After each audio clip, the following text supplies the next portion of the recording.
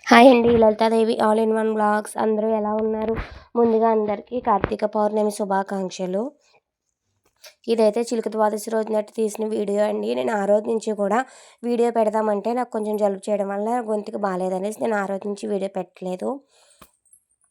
ఇదైతే చిలుక ద్వాదశి రోజు నాటి వీడియో అండి. ఆ రోజు ఉదయమే శుభ్రంగా అయితే తులసికోట దగ్గర అయితే కడుక్కొని ఆవు పేడతో అయితే అలుక్కొని ముగ్గులు అది పెట్టుకొని తర్వాత అమ్మవారికి అయితే చీర అయితే కట్టాను.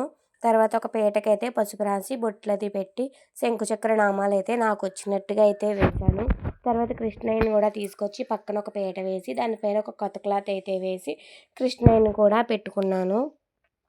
చుట్టూ దీపాలతోటి అన్నిటితోటి అలంకరించుకున్నాను. ప్రమిదల్లోనూ ఇంకా పిండి దీపాలు, ఇంకా ఉసిరికాయ దీపాలు, ఇంకా అంటి డప్పల్లోనూ మొత్తం అన్నిట్లోనూ కూడా దీపాలైతే పెట్టుకున్నాను. అదే రోజు సాయంకాలం నేను త్రిమూర్తుల వారి పూజ కూడా చేసుకున్నానండి. ఇంకా స్వామివారికి అమ్మవారికి ప్రసాదం అయితే చలివిడి, వడపప్పు, పానకం, ఇంకా పాయసం అయితే చేశాను. నేను ప్రతి సంవత్సరం కూడా ఇలా పూజ అయితే చేసుకుంటానండి. నాకు చాలా ఇష్టం. ఈ కార్తీక మాసం 30 రోజులు కూడా చాలా బాగుంటుంది కదండి. నాకైతే చాలా ఇష్టం.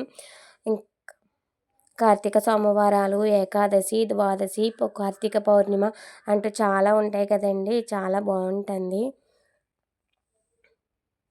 ఛానల్ సబ్స్క్రైబ్ చేసుకోండి ప్లీజ్. ఒక లైక్ చేయండి. మనందరిపైన కూడా శివకేశవుల ఇద్దరు ఆశీర్వాదాలు కూడా మనందరిపైన ఉండాలని మనస్ఫూర్తిగా అయితే కోరుకుంటున్నానండి.